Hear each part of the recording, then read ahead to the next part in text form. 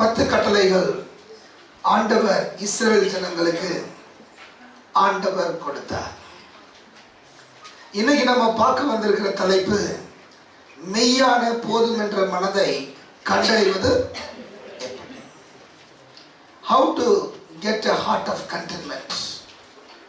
என்னுடைய இருதயத்தில் ஒரு உண்மையான போதும் என்கிற மனப்பான்மையை நான் எப்படி பெற்றுக்கொள்வது என்பதை குறித்து தியானிக்க தேவன் இந்த ராத்திரிவேளையிலே தேவன் நமக்கு கிருபை தருவாராக.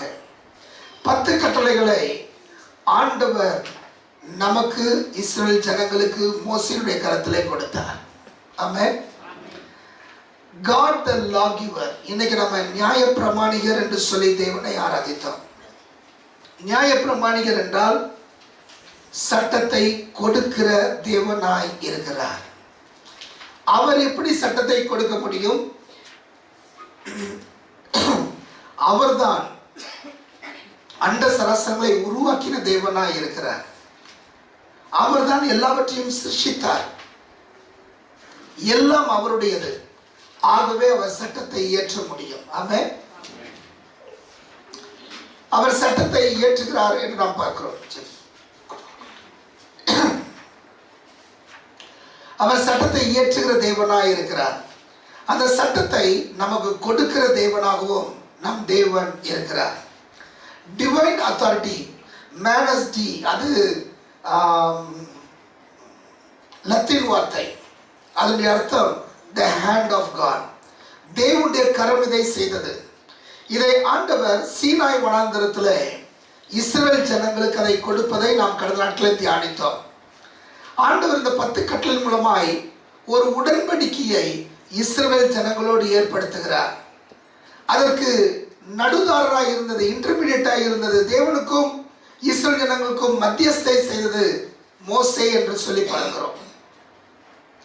அப்போ இதை புதிய ஏற்பாட்டில் யோவான் 13ஆம் அதிகாரம் 34ஆம் வசனத்தில் 2 முக்கியமான கட்டளைகள் என்று சொல்ல, 2 முழுமையான கட்டளைகள் என்று சொல்லி அங்கே முடிக்கிறார். முழு இருதயத்துடன் முழு ஆத்மாவுடன் தேவனிடத்தில் அன்பு கூறுவாயாக. இதற்கு இணையான இன்னொரு கட்டளை என்னது? உன்னிடத்தில் அன்பு கூறுவது போல பிறனிடத்திலும் அன்பு கூறுவாயாக என்பதை. சோ ஆண்டு இதை தருகிறார். ஆண்டு இதை அவங்களுக்கு கொடுக்கிற தேவனாய் இருக்கிறார்.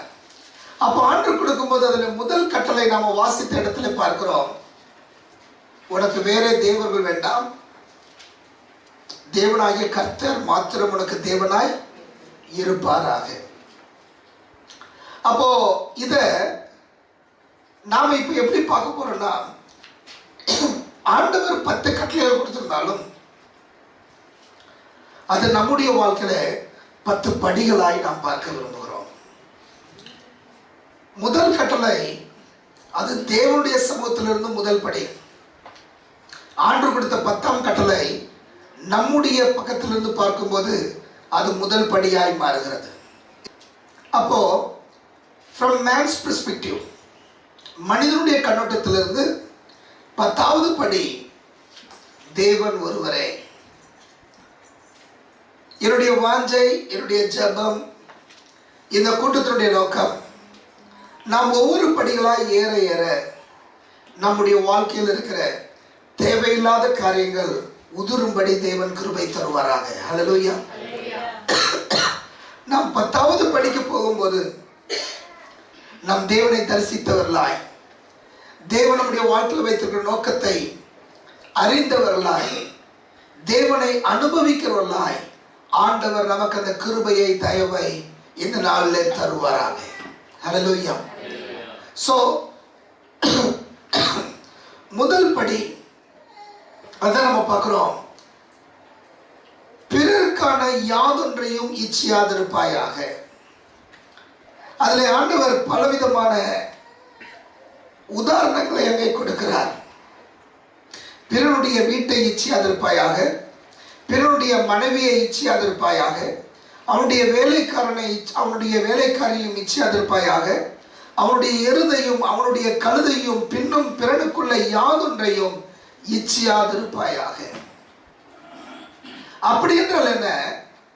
எனக்குள்ளதிலே திருப்தியாய் இருக்கிற ஒரு அனுபவம். ஹல்லேலூயா.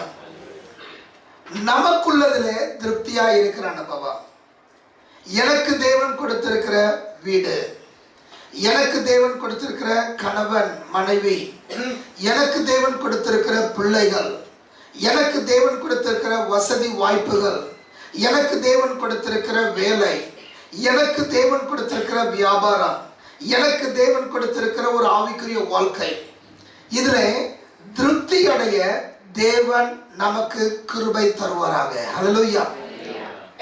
திருப்தி இருக்கிறது, ஆகவே நான் எதையும் செய்ய மாட்டேன் என்று அல்ல. திருப்தி வேறு, என்னுடைய வாழ்க்கையில் இருக்க வேண்டிய எதிர்பார்ப்புகள் வேறு. எக்ஸ்பெக்டேஷன்ஸ், நான் இன்னும் முன்னேற வேண்டும், என் வேலையில் மேலே வர வேண்டும், என் தொழிலில் இன்னும் சம்பாதிக்க வேண்டும், இது என்னுடைய வாழ்க்கையின் கோல்ஸ் ஆயிருக்கிறது. ஹல்லேலூயா. இப்போ இருக்கிறது அந்த கோல்ஸ். இப்போ நான் 10,000 ரூபாய் சம்பளம் வாங்குறேன், என் வாழ்க்கை ஃபுல்லா 10,000 ரூபாய் போதும் என்று இருந்தால் அது திருப்தியை நான் சொல்லவில்லை. என் வாழ்க்கையில் 1 லட்சம் ரூபாய் சம்பாதிக்கணும், அது என்னுடைய கோல். ஒரு மாசம் 10 லட்சம் ரூபாய் என்னுடைய குடும்பத்துக்கு வருமானம் வர வேண்டும், அது என்னுடைய கோல். ஆனா அது என்னுடைய கோலா இருக்குது, ஓகே. அது என்னுடைய கோல்னு சொல்வது லக்கா இருக்குது, அது வேறு. ஆனா என்னுடைய வாழ்க்கையில திருப்தி என்பது வேறு. ஹல்லேலூயா. நான் சொல்றது உங்களுக்கு புரியுதா? நம்ம வாழ்க்கையில கோல்ஸே இல்லைன்னா நம்ம வாழ்ற வாழ்க்கையை பிரயோஜனம் இல்லாம மாறிடும். ஆண்டவர் உனக்கு மேலான கோல்ஸ் இருக்கக்கூடாதுன்னு ஆண்டவர் சொல்லலை. ஏன்னா வேதம் தெளிவா சொல்லுது, தரிசனம் இல்லாத இடத்துல ஜனங்கள் சீர்கெட்டு போவார்கள். தரிசனம் வேணும். நான் எதுக்காக ஓடுறேன்ற ஒரு நோக்கம் வேண்டும், நான் என்ன காரியம் பண்ணுகிறேன் என்ற காரியம் வேணும். ஆனா அதே சமயத்துல என்னுடைய வாழ்க்கையில ஒரு திருப்தி வேண்டும். ஹல்லேலூயா. இந்த திருப்தி எப்படி வரும்? 10 கற்பனைகளில் 10வது கற்பனை, மெய்யான மனரம்மியத்தை கண்டடைவது எப்படி? அதுல நாம புரிந்து கொள்ள வேண்டிய ஒரு காரியம், உலக பிரகாரமான ஆசைகள் நம்மை ஒருபோதும் திருப்திப்படுத்தாது. மெய்யான சந்தோஷம் போதும் என்கிற மனதிலே தங்கி இருக்கிறது. உலக பிரகாரமான ஆசீர்வாதங்கள், உலக பிரகாரமான நன்மைகள் நம்மை திருப்திப்படுத்தாது, கண்டிப்பா திருப்தி வராது. ஆனா எனக்கு போதும் என்கிற மனரம்மியம், அது நம்முடைய வாழ்க்கையில கண்டிப்பாய் தேவை. ஹல்லேலூயா. இது ஒரு டிஃபரன்ஸ், இது ஒரு வித்தியாசம். கொஞ்சம் கவனிக்கும்படி அன்பாய் கேட்கிறேன். எனக்கு இது இருந்தாதான் நான் திருப்தியா இருப்பேன் அப்படின்ற ஒரு பொருள் இந்த உலகத்தில் இல்லவே இல்லை. ஹல்லேலூயா. ஆமென். அப்படின்ற ஒரு பொருள் இல்லை. நான் இது இருந்தாதான் திருப்தியா இருப்பேன். சப்போஸ் ஒரு சகோதரன் அவன் கீழே படுத்துட்டு இருக்கிறான், அவன் யோசிக்கிறான், எனக்கு கட்டில் இருந்தாதான் திருப்தியா இருக்கும்.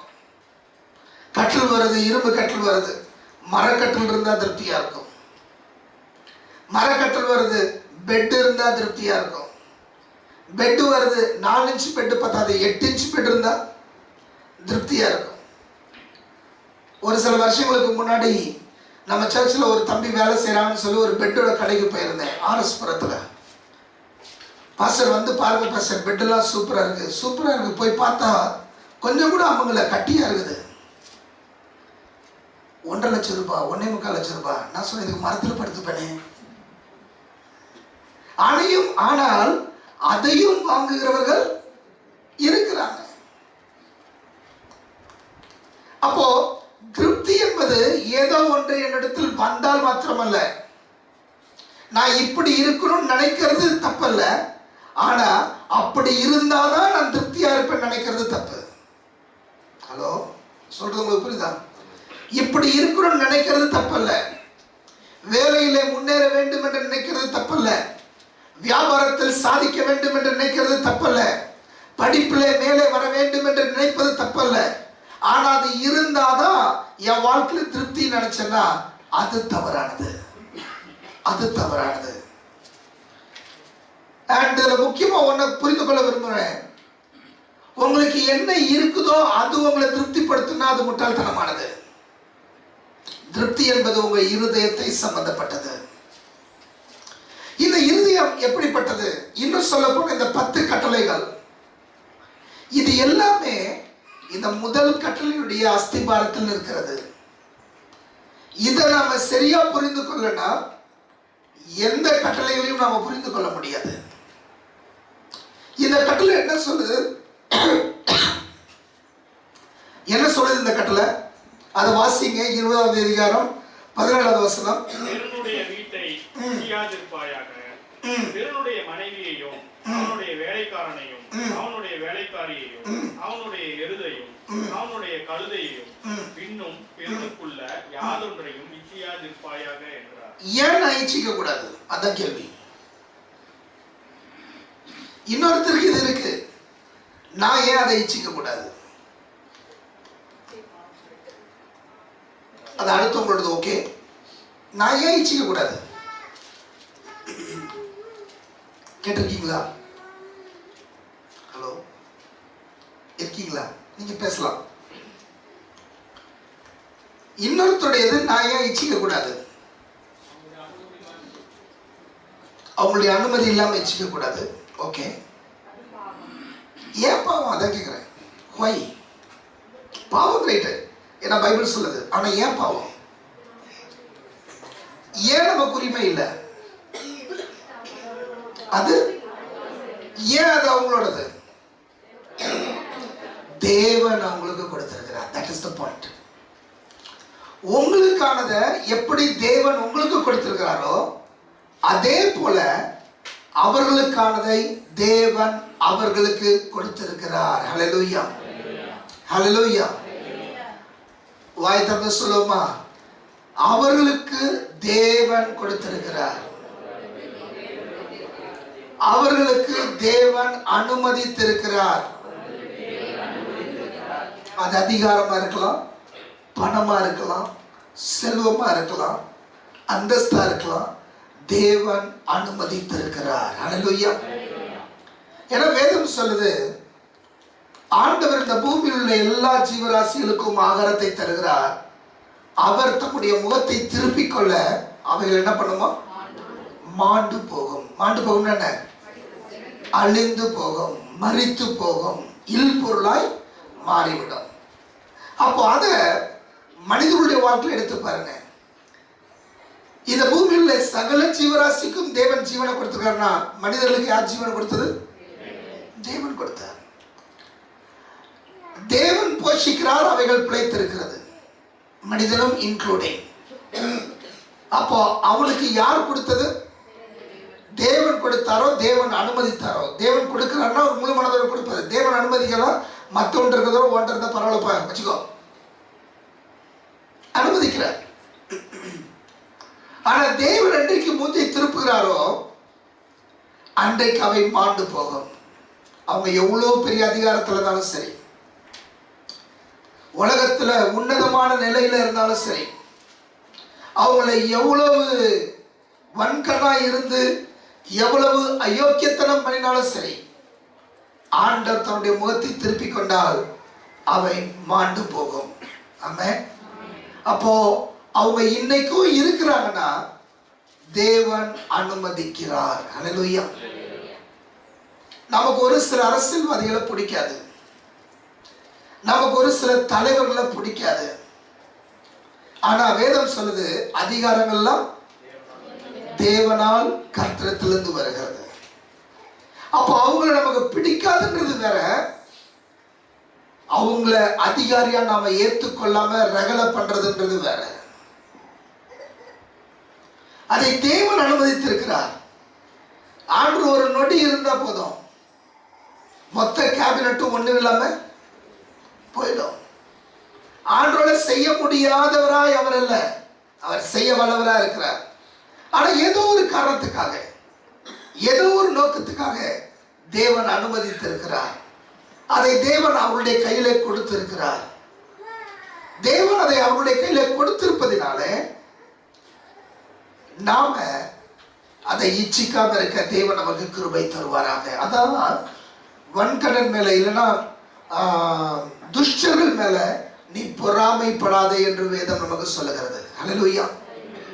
துஷ்டர்கள் மேல நீ பொறாமைப்படாதே, தேவன் கொடுத்திருக்கிறார். அப்போ அதையே தேவன் கொடுத்திருக்கும் போது நம்ம வீட்டுக்கு பக்கத்தில் இருக்கிறவங்க, நம்முடைய சொந்தக்காரங்க, நம்முடைய இனஜன பந்துக்கள், நம்முடைய உற்றார் உறவினர், நமக்கு அறிமுகமானவங்க, இவங்க கையில இருக்கிறதெல்லாம் யார் கொடுத்திருக்கிறார்? தேவன் கொடுத்திருக்கிறார். அது யாருடையது? தேவன் அவர்களுக்கு கொடுத்தது, அது அவர்களுடையது. ஹல்லேலூயா. ஆகவே அவர்களுக்கு சொந்தமாய் இருப்பதை நான் இச்சிக்க கூடாது. ஏன் இச்சிக்க கூடாது? அதை தேவன் அவர்களுக்கு கொடுத்திருக்கிறார். ஆமென். அது தேவன் அவர்களுக்கு கொடுத்திருக்கிறார். அது தேவன் அவர்களுக்கு கொடுத்திருக்கிற காரியத்தை நான் இச்சிக்கும் போது நான் ஆராதிக்கிற தேவன் அவர் ஆராதிப்பதற்கு தகுதி இல்லை என்று நான் சொல்வதை போல மாறுகிறது. சொல்ல கொண்டு வர பாயிண்ட் உங்களுக்கு புரியுதா? நான் ஆராதிக்கிற தேவன் அவர் ஆராதனைக்கு தகுதியுள்ளவர் அல்ல. இல்லைன்னா நான் ஆராதிக்கிற தேவன் அவர் தெரியாம ஒரு சில காரியங்களை செய்கிறார், தற்செயலாய் ஒரு சில காரியங்களை செய்கிறார், ஆக்சிடென்டா ஒரு சில காரியங்களை செய்கிறார், அறிவில்லாம ஒரு காரியங்களை செய்கிறார். எனக்கு ரொம்ப அறிவு இருக்கு, அதனால அவர் கொடுத்த தப்புன்னு சொல்லி அவர் கொடுத்த அந்த இதை நான் எடுத்துக்கொள்ள முயற்சி பண்ணுகிறேன். அது வரைக்கும் போகுது, அது வரைக்கும் போகுது. அந்த 10 கற்பனையை பாருங்க. பிறனுக்குண்டான எதையும் இச்சியாதிருப்பாயாக. அதுக்கு முன்னாடி வரும்போது விரோதமாய் பொய் சாட்சி சொல்லாதிருப்பாயாக. ஏன்னா ஒருத்தர் நம்பிட்டு இருக்கிறான், என்னுடைய வழக்கு இது, எனக்கு ஆதரவா முடியும், ஆனா நீ பொய் சாட்சி சொல்றதுனால அவனுடைய நம்பிக்கையில நீ கை வைக்கிற. விபச்சாரம் செய்யாதிருப்பாயாக. உன் மனைவி உன் கணவன் உன்னை நம்புகிறார்கள், உன்னுடைய குடும்பம் உன்னை நம்புகிறது, அதுக்கு விரோதமாய் நீ செய்யக்கூடாது. அவங்களுக்கு குடும்பம் உண்டு, அவங்களுக்கு சமுதாயம் உண்டு, அதை நீ மாற்றக்கூடாது. கொலை செய்யாதிருப்பாயாக. மற்றவருடைய ஜீவன் மேல உனக்கு உரிமை இல்லை, தேவன் அவர்களுக்கு தந்தது. எல்லாமே இந்த 10வது கற்பனையின் அடிப்படையில் வளர்கிறது. இது அஸ்திபாரமா கொண்டது. அதுக்கு அடுத்தது, உன் தேவனாகிய கர்த்தர் உனக்கு கொடுக்கிற தேசத்துல தேவன் உனக்கு கொடுத்தார். உன் ஆயுசு நீடித்திருக்கும்படியாக உன் தகப்பனையும் உன் தாயையும் கனம் பண்ணுவாயாக. அது தேவன் உனக்கு கொடுத்த தகப்பன் தாய். அவங்களுக்கு 60 வயது ஆகும்போது, 70 வயது ஆகும்போது, 80 வயது ஆகும்போது அவங்களுடைய உலகம் வேற. நீ வளர்ந்து வரும்போது உன்னுடைய டெக்னாலஜி உலகம் வேற. இப்போ அவங்க அவுடேட்டடா மாறுவாங்க. ஆனா உனக்கு தேவன் தந்திருக்கிற தகப்பன் தாயை கனம் பண்ண வேண்டிய கடமை உனக்கு தேவன் கட்டளையிட்டிருக்கிறார். ஹல்லேலூயா. அது தேவன் உனக்கு கொடுத்தது. உனக்கு எல்லாம் தெரியுன்றத பேசாத. ஒரு சில காரியங்கள் அவங்க சொல்லுவது முட்டாள்தனமா இருக்கும், ஆனா அதனால அவங்கள முட்டாள்னு சொல்லாத. தேவன் உனக்கு கொடுத்தது கனம் பண்ணுவாயாக. ஹல்லேலூயா. அவங்க நம்மளை பல நேரங்களில் திட்டுவது, இதை செய்யாதன்னு சொல்லுவது நம்ம மேல இருக்கிற வெறுப்புல இல்லை, நாம எங்கேயாவது நஷ்டம் அடைந்து விடுவோமோ என்ற ஆதங்கத்துல, பயத்துல. நம்ம அவங்களோட உட்கார்ந்து நிதானமா பேசும்போது, அவங்களுக்கு நம்ம அதை விலக்கி சொல்லும் போது அது உண்டாகும். ஸோ அதுவும் தேவன் நமக்கு தந்தது. அந்த உரிமையை தேவன் அவர்களுக்கு தந்திருக்கிறார். 7வது நாள் அது கர்த்தருடைய நாள். அது உன்னுடையதல்ல. உன் வேலையை செய்யக்கூடாது, அதை இச்சியாத. அதுக்கு மேல வருகிற எல்லாமே இந்த அஸ்திபார கட்டளையின் அடிப்படையில் இருக்குது. நான் இந்த முதல் இந்த காரியத்தை புரிந்து கொள்ளனா 10 கட்டளை எனக்கு தெரியும், ஆனா எதுவுமே எனக்கு புரியாது. எதுவுமே எனக்கு புரியாது. ஸோ ஃபர்ஸ்ட் இந்த பிரைமரி, பிறனுக்குண்டான யாதொன்றையும் இச்சியாமல் இருக்க தேவன் நமக்கு கிருபை தருவாராங்க. ஹல்லேலூயா. உங்களுக்கு இல்லாத இன்னொன்னு, அது உங்களுக்கு ஆண்டவர் கொடுக்கல, இன்னொருத்தருக்கு கொடுத்திருக்கிறார். அதான் சிம்பிள் சென்டென்ஸ். இன்னொருத்தருக்கு கொடுத்திருக்கிறார். இந்த 10வது கட்டளையை புரிந்து கொள்வது என்ன? அடுத்து வரும்போது, பிறனுடைய வீட்டை இச்சியாதிருப்பாயாக, பிறனுக்குள்ள யாதொன்றையும் இச்சையாதிருப்பாயாக. இச்சை என்பது நமக்கு உரிமை இல்லாத ஒன்றை அடைய துடிக்கும் தவறான வாஞ்சையாகும். நமக்கு உரிமை இல்லாத ஒன்றை அடைய துடிக்கும் தவறான வாஞ்சையாகும்.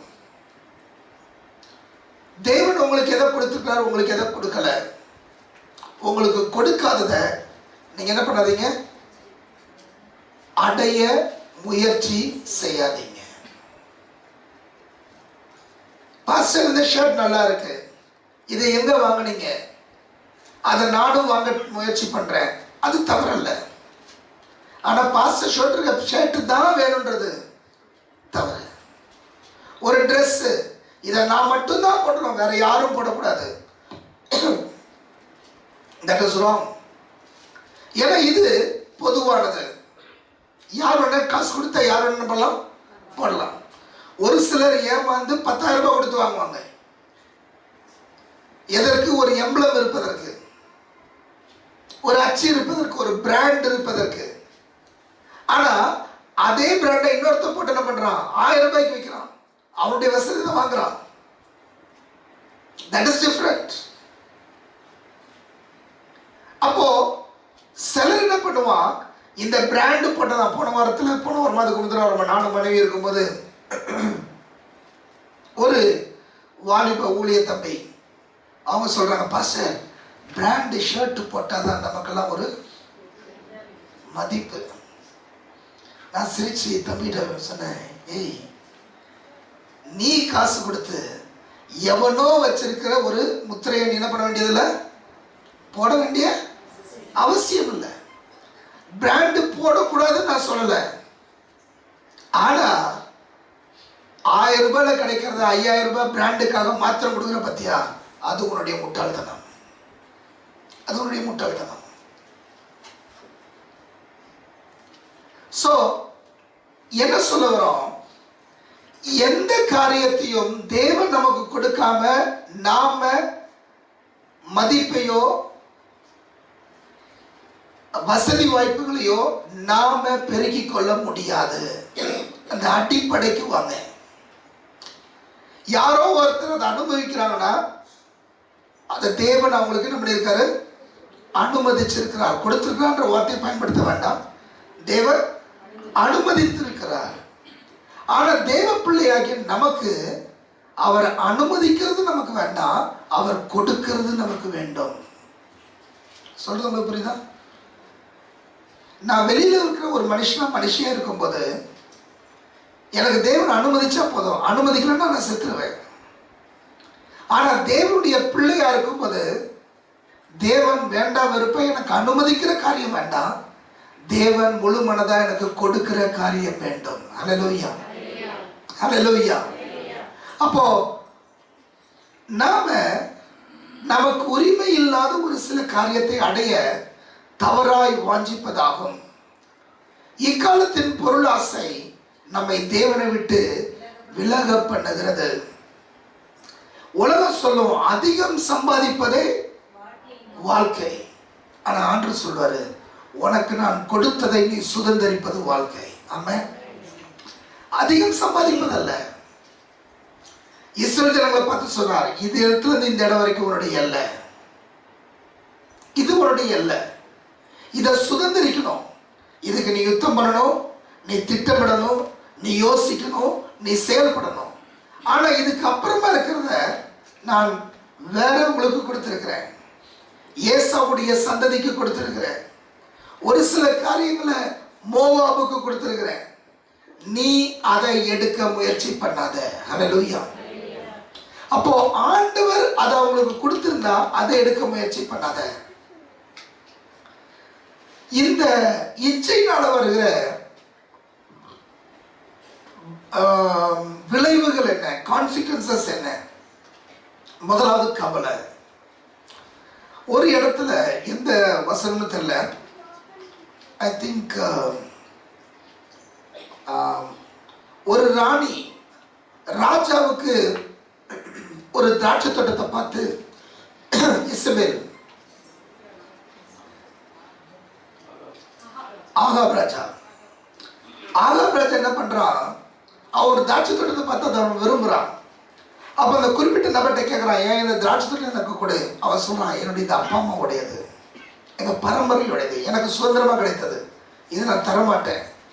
அப்போ இவன் என்ன பண்றான், துக்க முகமா இருக்கிறான்.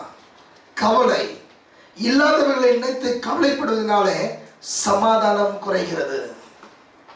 அவனுடைய கவலை என்ன பண்ணுது, குடும்பத்துல ஒரு கேள்வி வருது, ஏன் உங்க முகம் துக்கமா இருக்கு, ஏன் நீங்க கவலையா இருக்கிறீங்க.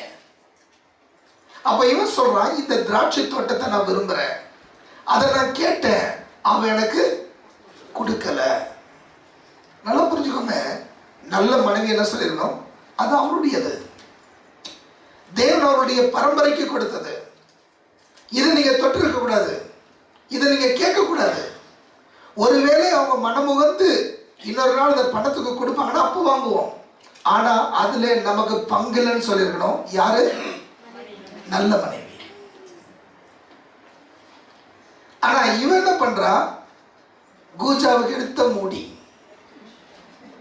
நீ ஒரு அடி பாஞ்சா நான் 16 அடி பாயினேன். யோ நீ ராஜாயா, நீ ஏன் கவலைப்படுற, என்கிட்ட சொல்லிட்டல நான் பார்த்துக்கிறேன் அப்படின்னு சொல்லி என்ன பண்றா, இவன் ஒரு சதி திட்டம் போட்டு இவன் ஒரு காரியத்தை பண்ணி அந்த குறிப்பிட்ட நபரை கொலை செய்ய வைத்து அந்த திராட்சை தோட்டத்தை வாங்கி அவனுடைய மனைவிக்கு, அவளுடைய மனைவிக்கு கொடுக்கிறாள்.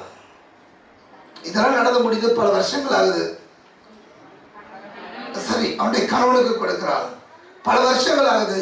அவன் எப்படி செத்தா தெரியுமா, மேல இருந்து கீழே விழுந்து நாய் அவளுடைய ரத்தத்தை நக்கி அவளுடைய சரீரத்தை பிச்சுட்டு போயிடுச்சுன்னு பார்க்கிறோம். Never do something which belongs to somebody else.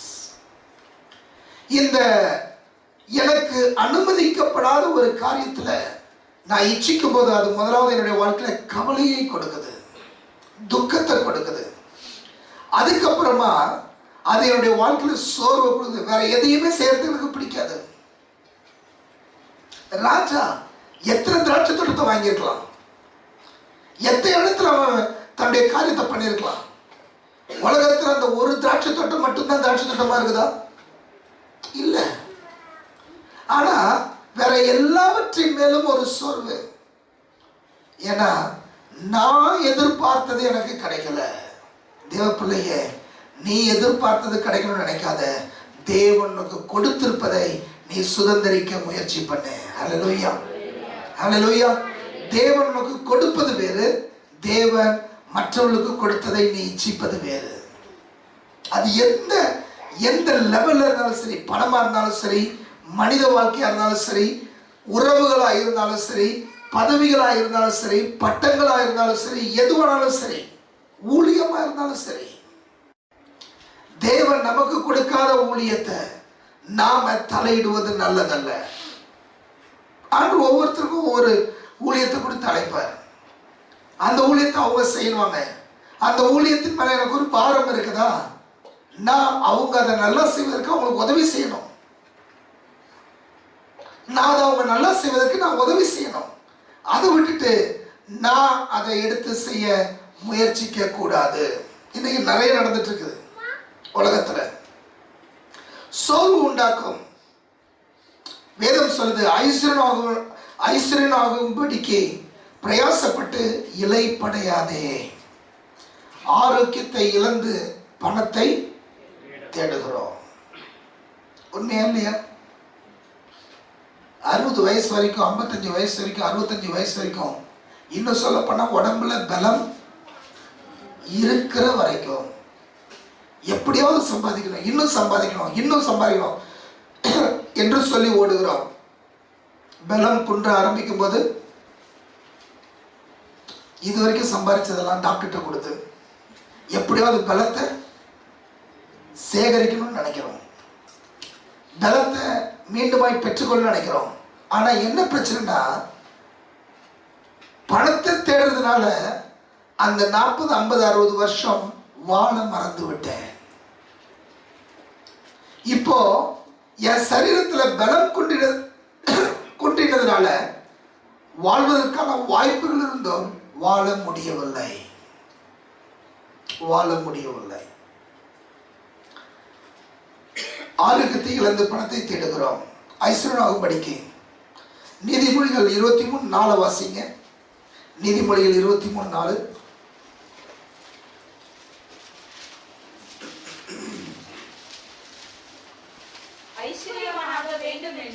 ஐஸ்வர்யவான் ஆக வேண்டும் என்று பிரயாசப்படாதே, சுய புத்தியை சாராதே. ஹல்லேலூயா. அப்ப பணக்காரங்களுக்கு தப்பா பாஸ்டர்? ஹலோ, பணம் என்பது என்னுடைய வாழ்க்கையில ஒரு பை ப்ராடக்ட். அது தேவன் என்னுடைய வாழ்க்கையில சேர்க்கிற ஒன்று. அதுக்காக நான் ஓடுனா அது என் வாழ்க்கையில சோர்வையும் வேதனையும் கொண்டு வரும். மாறாக நான் செய்வதை உற்சாகமாய் முழு மனதோடு மற்றவர்கள் பிரயோஜனப்பட வேண்டும் என்று செய்ய ஆரம்பிக்கும் போது அதில் ஆண்டவர் எனக்கு பொருளையும் கூடுதலாய் தருகிறார். நான் சொல்றது புரியுதா? இது பைபிள் பிரின்சிபல், வேதாகமத்திலே வந்திருக்க தத்துவம். ஆனா இன்னைக்கு உலகத்துல நிலையான அந்தஸ்துல உயர்வுல இருக்கிற பெரும் பணக்காரர்களை நீங்கள் எடுத்து பார்ப்பீர்களானால் அவங்க சொல்றதும் இதே தத்துவம். Don't start any business for money. எந்த ஒரு வியாபாரத்தையும் பணத்துக்காக ஆரம்பிக்காதே. நான் பைபிள் சொல்ல உலகத்துல வெற்றி அடைந்த தலை சிறந்த பணக்காரர்கள் என்று சொல்றேன். மாறாக மக்களுக்கு சேவை செய்யும்படி ஒரு பிசினஸ் ஆரம்பி. அந்த பிசினஸ் உனக்கு பணத்தை சம்பாதித்து தரும் சொல்றாங்க. அவங்களுடைய நீட புரிந்து, அவங்களுடைய தேவையை புரிந்து, அந்த தேவைக்கு நீ ஒரு சொல்யூஷனை கொடு, ஆட்டோமேட்டிக்கா அது உனக்கு என்ன பண்ணும்? பணத்தை சம்பாதிக்கும். இப்போ ரீசெண்டா ஒரு வாலிப பையன் ஒரு ஆப்பை உண்டாக்குனா, ஒரு டேப்ல போன்ல யூஸ் பண்ணுகிற ஒரு காரியத்தை அவன் உருவாக்கினான். அவன் வேற எதையுமே செய்யல. அந்த குறிப்பிட்ட அந்த சொசைட்டிக்கு என்ன தேவையோ அதை அவன் கொண்டு வந்தான். அதுல அந்த ஒரு மென்பொருளை வாங்குவதற்கு பல கம்பெனிஸ் போட்டி போட்டு கடைசியில் ஓப்பன் ஏஐ என்று சொல்ற ஸ்தாபனம் அதை பல கோடிகளுக்கு அதை வாங்கியிருக்குது.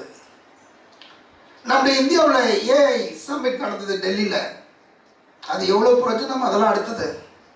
ஆனால் அதில் இந்தியாவில் கேரளாவிலேருந்து ஒரு பையன், ஐ திங்க் 14 இயர்ஸ், 14 வயசு பையன், அவன் பேசினான்.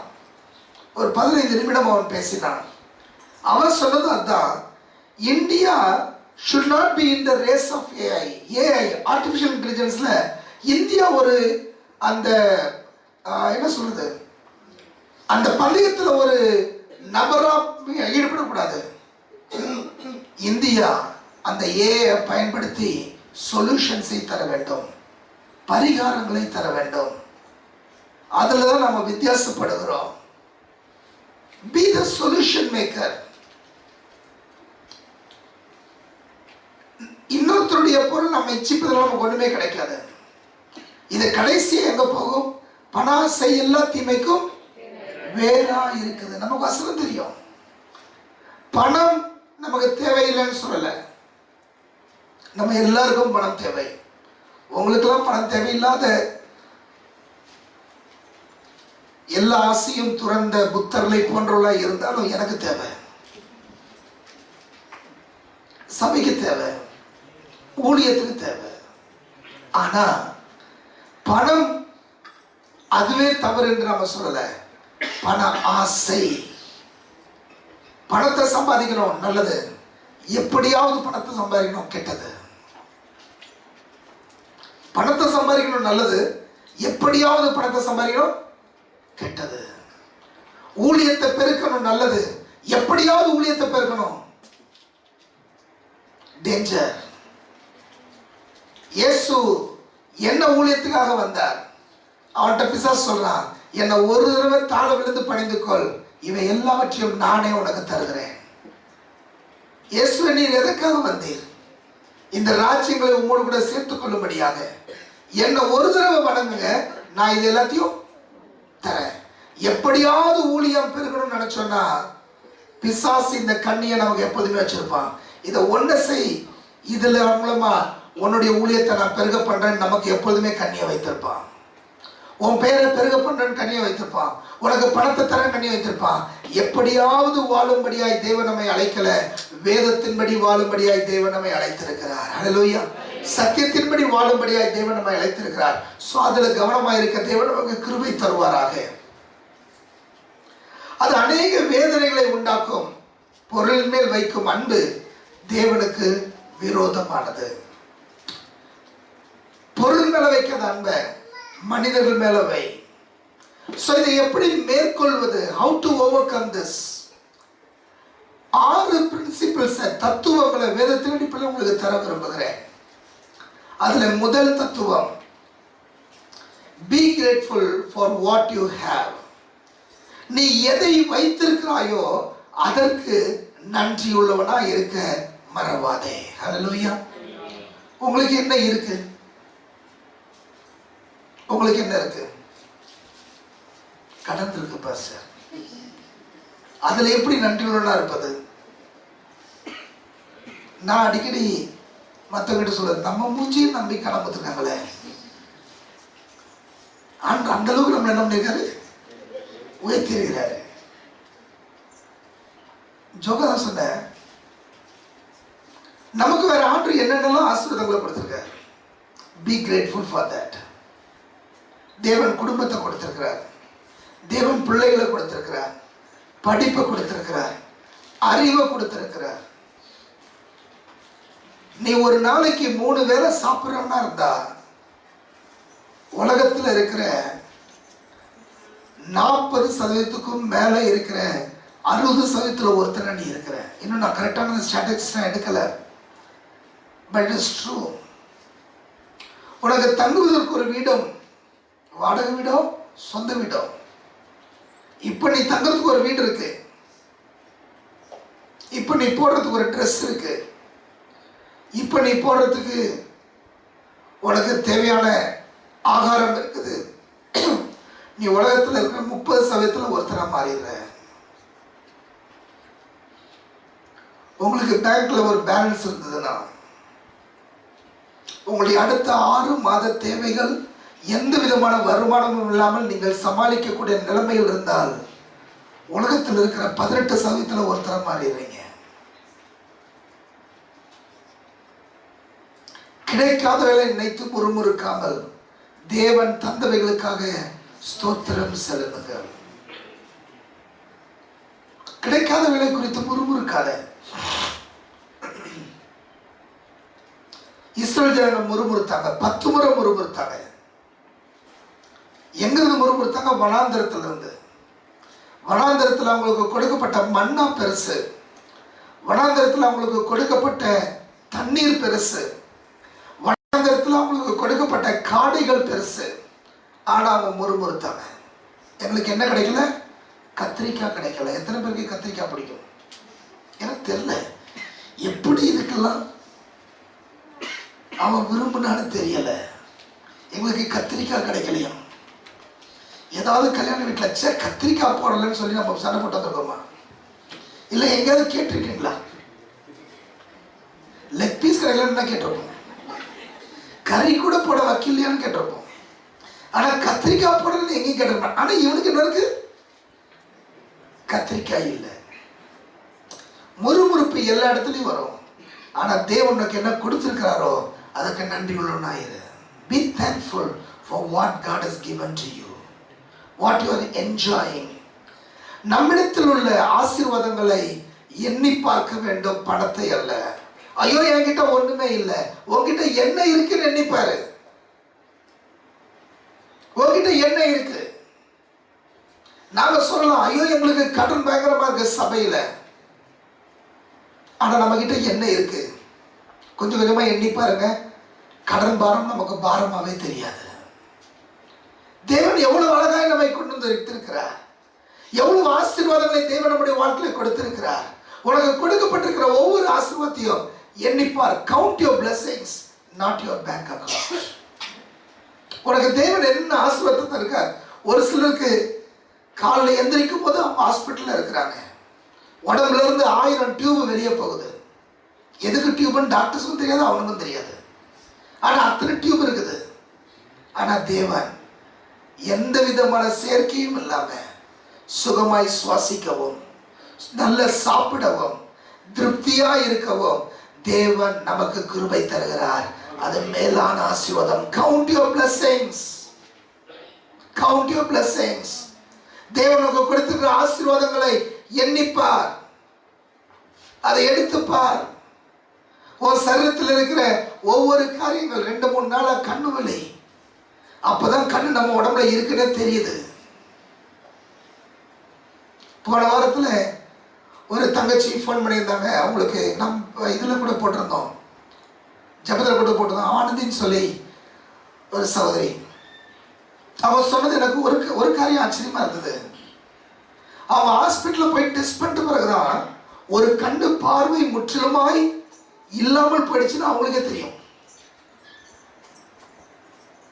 வலது கண்ணா இடது கண்ணா ஏதோ ஒரு கண்ணு சொன்னாங்க. அந்த கண்ணுடைய பார்வை முற்றிலுமாய் இல்லாமல் போயிடுச்சான். அது எப்போ தெரியும் அவங்களுக்கு? ஹாஸ்பிட்டலில் போய் டெஸ்ட் பண்ணிட்டு பிறகுதான். Count your blessings. நம்முடைய சரீரத்தில் தேவன் நமக்கு தந்திருக்கிற நன்மைகளை நன்றி சொல்ல தேவன் நமக்கு கிருபை தருவாராக. இன்னும் அதிகம் வேண்டும் என்கிற மாயையிலிருந்து விலகுங்க. இது இருந்தால் தான் நல்லா இருக்கும், அது இருந்தால் தான் நல்லா இருக்கும், இது இருந்தால் தான் நம்முடைய வாழ்க்கை நல்லா இருக்கும், இவ்வளோ பெரிய கார் இருந்தால் தான் நம்ம வாழ்க்கை நல்லா இருக்கும், இந்த கண்ணாடி போட்டால் தான் வாழ்க்கை நல்லா இருக்கும், இந்த ட்ரெஸ் போட்டால் தான் வாழ்க்கை நல்லா இருக்கும், இந்த அந்தஸ்துலாம் இருந்தால் தான் வாழ்க்கை நல்லா இருக்கும். சிலருக்கு இவ்வளோ மொய்ப்பணம் வச்சாதான் நல்லா இருக்கும். ஹலோ பாஸ்டர், எங்களுக்கு அவங்க செஞ்சாங்க, நாங்கள் என்ன பண்ணணும்? திருப்பி செய்யணும். நாங்கள் எந்த இடத்துலையும் அப்படி வைக்கிறதில்ல. அப்போ என்ன இருக்குதோ அதை பண்ணுவோம், அவ்வளோதான்.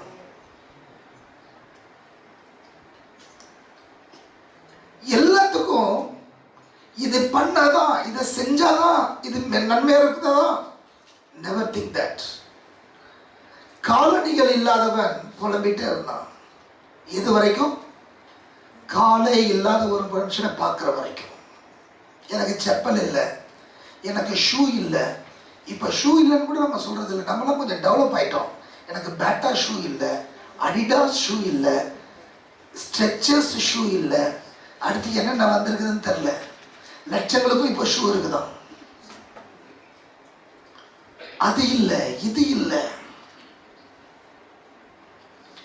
இது இருந்தாதான் என்னுடைய வாழ்க்கை நல்லா இருக்கும். இல்லை, காலே இல்லாத நிறைய பேர் இருக்கிறான். அவனை பார்க்கும்போது ஆண்டவனுக்கு காலை கொடுத்திருக்கிறாரு. ஆண்டவருக்கு நன்றி. ஹல்லேலூயா. ஆண்டவர் எவ்வளோ ஆசீர்வாதங்களை கொடுத்திருக்கிறார். Count your blessings. நாங்கள் அந்தமான் போயிருந்தோம். அப்போ நாங்கள் பார்த்த ஒரு விசேஷம், ஒரு குடும்பத்தை பார்த்தோம். ஆல்மோஸ்ட் எங்கள் வயசில் இருக்கிற ஒரு கணவன் மனைவி, ஆல்மோஸ்ட் என்னுடைய பையனுடைய வயசில் இருக்கிற ஒரு பையன், அவங்கள நாங்கள் குடும்பமாக பார்த்தோம். அப்போ நான் என் பையனை பார்த்து சொன்னேன், உனக்கு கிடைத்ததான இந்த காரியங்கள் இந்த காட்டுக்குள்ளே இருக்கிற இவனுக்கு கிடைச்சிருந்தா இவனும் நல்லா படிப்பான், இவன் நல்ல தேவனை தேடி இருப்பான். அப்போ நம்ம வாழ்க்கையில் நமக்கு எவ்வளவோ ஆசீர்வாதங்கள் இருக்கு. உலகத்தில் அவங்களுக்கு இல்லை, அவங்களுக்கு போடுறதுக்கு ட்ரெஸ் இல்லை, அவங்க சாப்பிட்றதுக்கு ஆகாரம் இல்லை. அன்னைக்கு வேட்டையாடி ஏதாவது கிடைச்சா அது நல்லது. நம்ம வேடிக்கைக்காகவும் விளையாட்டுக்காகவும் நம்ம ஆயுசில் எப்போ அது ஒரு தடவை 2 தடவை வேட்டைக்கு போகுது நல்லா இருக்கும், சந்தோஷமாக இருக்கும், இன்ட்ரெஸ்டாக இருக்கும். ஆனால் ஒவ்வொரு நாளும் நம்முடைய ஆகாரத்துக்கு வேட்டைக்கு போய் ஆங்காங்க தேடி எந்த மரத்தில் என்ன கனி இருக்குன்னு தேடி அதில் கிடைச்சாதான் நமக்கு சாப்பாடு வருன்ற நிலைமை ரொம்ப மோசமானது, ரொம்ப மோசமானது. ஆண்டு உங்களுக்கு கொடுத்திருக்கிற ஆசீர்வாதங்களுக்காக நன்றி சொல்ல ஆரம்பிங்க. ஸோ ஃபர்ஸ்ட் பிரின்சிபல், ஆண்டவரே நீர் எங்களுக்கு தந்திருக்கிற இன்னென்ன ஆசீர்வாதங்களுக்காக உமக்கு நன்றி. ஒரு நிமிஷத்தை எடுத்துக்கோங்க பார்க்கலாம். உங்களுடைய கண்களை மூடி தேவன் உங்க வாழ்க்கையில என்னென்னலாம் நன்மை தந்திருக்கிறார், அதுக்காக நன்றி சொல்ல ஆரம்பிங்க. பார்க்கலாம். உங்க கண்களை மூடி தலைகளை தாழ்த்தி தேவனத்துல சொல்ல, ஆண்டவரே இன்னும் ஆசீர்வாதத்துக்காக நன்றி அப்பா, இன்னென்ன காரியங்களுக்காக நன்றி, எங்களுக்கு கொடுத்துருக்கிற பிள்ளைகளுக்காக நன்றி, எங்களுக்கு கொடுத்துருக்கிற ட்ரெஸ்ஸுக்காக நன்றி, எங்களுக்கு கொடுத்துருக்கிற வசதி வாய்ப்புகளுக்காக நன்றி, நீர் எங்களுக்கு தந்திருக்கிற வீட்டுக்காக நன்றி, நான் பயன்படுத்துகிற வாகனத்துக்காக நன்றி, நான் செயல்படுத்துகிற ஒவ்வொரு ஃபோனுக்காக நன்றி, என்னுடைய பிள்ளைகள் படிக்கிற படிப்புக்காக நன்றி, எங்களுக்கு கொடுத்திருக்கிற கல்லூரி வாய்ப்புகளுக்காக நன்றி, எங்களுக்கு கொடுத்திருக்கிற இந்த வசதிகளுக்காக நன்றி. Be thankful for what God has already given to you. எத்தனையோ பேருக்கு எழுத படிக்க தெரியாது, எழுத படிக்கிற அறிவை தேவன் உனக்கு தந்திருக்கிறார். Be thankful for that. இந்த உலகத்தில் எத்தனையோ இனத்தில் அவங்களுடைய மொழியில வேதாகமம் இல்லை, ஆனால் தேவன் நமக்கு சொந்த மொழியில வேதத்தை தந்திருக்கிறார். நன்றியுள்ளவனாயிரு. எத்தனையோ ஜனங்களுக்கு சொந்தமாக ஒரு வேதாகமம் இல்லை, ஆண்டவர் நம்ம வீட்டில் பல வேதங்களை வைத்திருக்க தேவன் கிருபை தந்திருக்கிறார். நன்றியுள்ளவனாயிரு. Be thankful for what God has already given to you.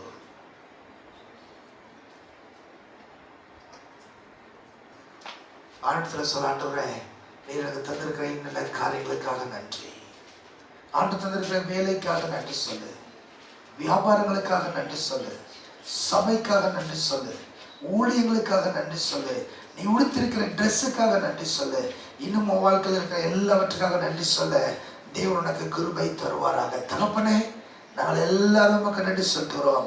நாங்கள் இருப்பதும் நிர்மூலமாக இருப்பதுடைய சுத்த கிருபை, நீர் எங்களுக்கு தந்திருக்கிற எல்லா ஆசீர்வாதங்களுக்காக நன்றி. இன்றைக்கு உயிரோடு இருக்க வேண்டிய அவசியம் இல்லை, ஆனால் நீர் எனக்கு இந்த நாளை புதிதாய் தந்தீர், உமக்கு நன்றி செலுத்துகிறோம். ஜீவனை தந்தை நன்றி செலுத்துகிறோம், குடும்பத்தை தந்தை நன்றி செலுத்துகிறோம், ஒவ்வொரு ஆசீர்வாதங்களுக்காக உமக்கு நன்றி செலுத்துகிறோம். ஆசீர்வதிங்க.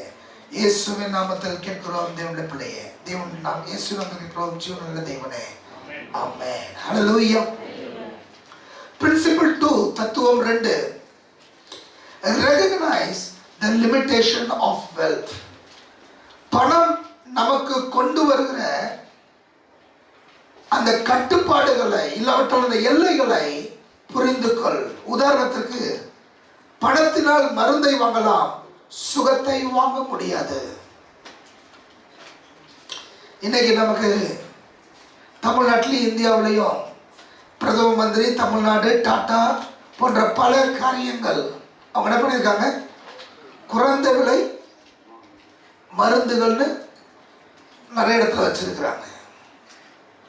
அங்கே போய் நான் மருந்து வாங்கினாலும் சரி, இல்லை 5 ஸ்டார் ஹோட்டலில் போல மினிக்கி வைத்திருக்கிற ஒரு பெரிய ஒரு ஃபார்மசியில் போய் மருந்து வாங்கினாலும் சரி, ஒரே டேப்லெட் ஒரு கவரில் ₹1 விற்கிறது, அதே கொஞ்சம் கவரெல்லாம் மாற்றி கொஞ்சம் வார்த்தையெல்லாம் மாற்றி அது என்ன பண்ணுறாங்க, ₹100 ₹200 விற்கிற மருந்து கம்பெனிகளும் உண்டு. என்னுடைய வாழ்க்கையில் நம்ம பணத்தை கொடுத்து மருந்து வாங்கலாம், சுகத்தை வாங்க முடியாது. நம்ம பணத்தை கொடுத்து படுக்கையை வாங்கலாம், தூக்கத்தை வாங்க முடியாது.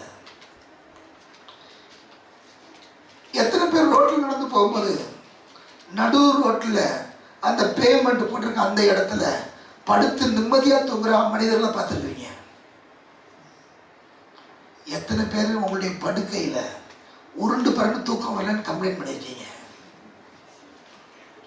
சின்ன சத்தம் எங்கேயாவது வந்தா, இந்த சத்தத்தினால நான் தூங்கவே முடியலை, நைட்லாம் தூங்கல பாஸ்டர், இடி இடிச்சது. ஆனால் அவங்களாம் கொஞ்சம் யோசிச்சு பாருங்க, என்ன அழகா தூங்குறாங்க. ₹1,00,000 நீ பெட்டு வாங்கி இருந்தாலும், படுக்கையை வாங்கி இருந்தாலும், பணம் உனக்கு தூக்கத்தை வாங்க முடியாது. பணத்தினால் சிலுவையை வாங்கலாம், இரட்சகரை வாங்க முடியாது. கழுத்துல பெரிய சிலுவையா போட்டுக்கலாம். போன வாரம் நாங்கள் ஒரு ட்ரைனிங் கேம்ப் போயிருந்தோம், அங்கே எங்களுக்கு ஒரு சிலுவையை கொடுத்தாங்க. அந்த சிலுவையை நான் போட்டுக்கலாம், தங்கத்தில் போட்டுக்கலாம், வைரத்தில் போட்டுக்கலாம். இல்லை நம்ம வசதிக்கு ஏற்ற மாதிரி என்ன வேணா போட்டுக்கலாம். ரட்சகரை வாங்க முடியாது. பணப்பிரியன் பணத்தினால் திருப்தியாவது இல்லை. பிரசங்கி 5:10.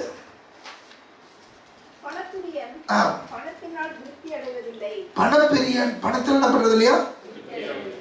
தயவு செஞ்சு இது இருந்தாதான் நான் சந்தோஷமா இருப்பேன்னா எங்கே ஒரு தப்பு இருக்கு. there is something mistake. இது இருந்தாதான் நான் சந்தோஷமா இருப்பேன், இது இருந்தா என் வாழ்க்கை நல்லா இருக்கும், அது சொல்வது வேறு. ஆனா இருந்தாதான் சந்தோஷமா இருப்பேன். there is a basic difference. கடந்த நாட்களில் நாங்கள் நம்ம ஆஃபீஸில் வந்து உட்காந்துட்டு இருந்தோம். ஒரு குறிப்பிட்ட நேரம் வாங்கும்போது வெயில் ஜாஸ்தியாக உட்கார முடியல. அப்போ ஏசி இருந்தால் நல்லா இருக்கும். ஆனால் ஏசி இருந்தால் தான் நாம் இப்படி இருப்போன்றது தப்பு. இட் மே ஹெல்ப் அஸ், அது நமக்கு உதவி செய்யும். ஆனால் அதுதான் முடிக்கணும் இல்லை, தட் இஸ் ராங். எவ்வளோ ஏசியான அறைகளுக்குள்ள நிம்மதி இல்லாமல் இருக்கிறத விட சந்தோஷமா இருக்கக்கூடிய ஒரு இடம் தேவன் நமக்கு தருவாராக. அப்போ பணம் எல்லாத்தையும் நம்ம வாழ்க்கையில பெற்று தராது. பணம் எல்லாத்தையும் தராது. அப்போ எனக்கு இது இருந்தா, இந்த காரியம் இருந்தா, எனக்கு இந்த விதமான ஒரு மனைவி இருந்தா, இந்த விதமான ஒரு கணவன் இருந்தா, இந்த விதமான ஒரு பிள்ளைகள் இருந்தா, இந்த விதமான ஒரு வேலை இருந்தா, இந்த விதமான ஒரு வியாபாரம் இருந்தா, நான் டாடா பிர்லாவுக்கு பையனா பிறந்திருந்தா ஒன்றும் நடந்திருக்காது. அவன் பாவம் ஆண்டியா இருப்பான். அடுத்து சொல்லுவாங்க, இந்த மாதிரி ஒரு சபை இருந்தா தயவு செஞ்சு நீ போயிடாத, அந்த சபைக்கு எடுத்துருவ.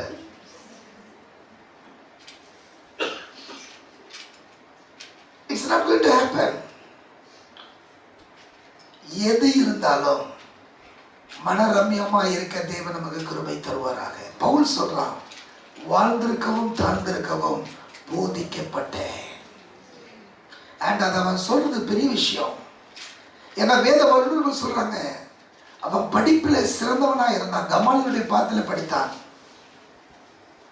அவனுக்கு 63 கோடி ரூபாய்க்கும் அதிகமான சொத்து இருந்தது என்று சொல்லி வேத வல்லுநர்கள் சொல்றாங்க.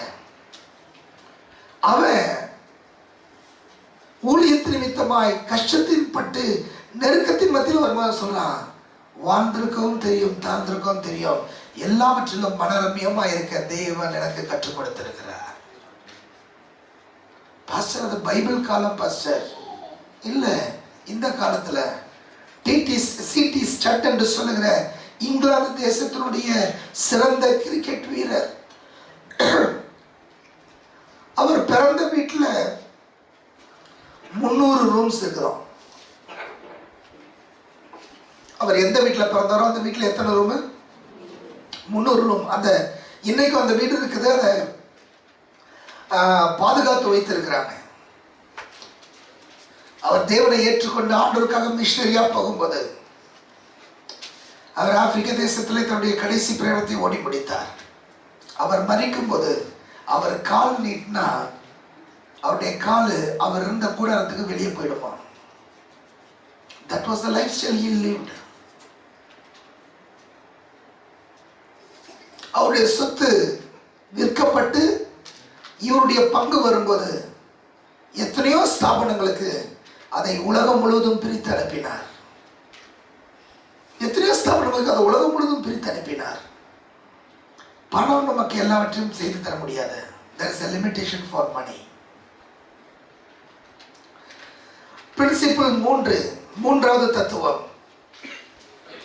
focus on people not possession. ஜனங்கள் மீது உன்னுடைய கவனத்தை செலுத்து, பொருட்களின் மீது அல்ல.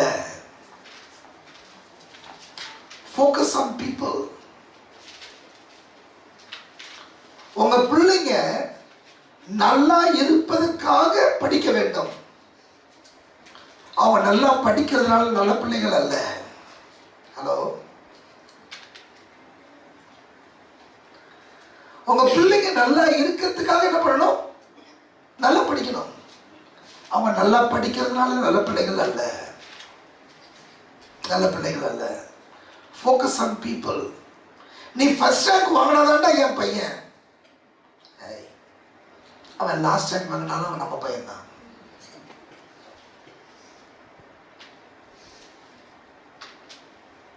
Focus on people. நீ ஃபர்ஸ்ட் ரேங்க் வாங்கணும் அது வேற, நீ ஃபர்ஸ்ட் ரேங்க் வாங்கினா தான் அது வேற. பொருட்களை நேசித்து மனுஷனை பயன்படுத்தாதிருங்கள். நான் அடிக்கடி சொல்லுவேன், இங்கே சொல்ல மாட்டேன், பாஸ்டர்ஸ் மீட்டிங்கில் சொல்லுவேன்.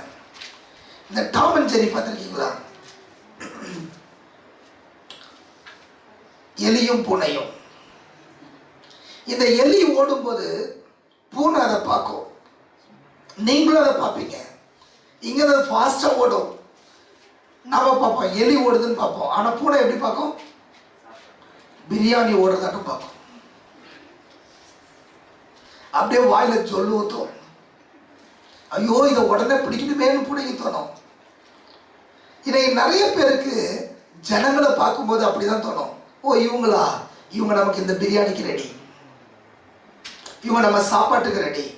Never do it, never do it. பொருட்களை நேசித்து மனுஷரை பயன்படுத்தாதிருங்கள், மாறாக மனுஷரை நேசித்து பொருட்களை பயன்படுத்துவதே ஞானம். Love the people. மனிதர்களுக்காக தான் பொருட்கள், பொருட்களுக்காக மனிதர்கள் அல்ல.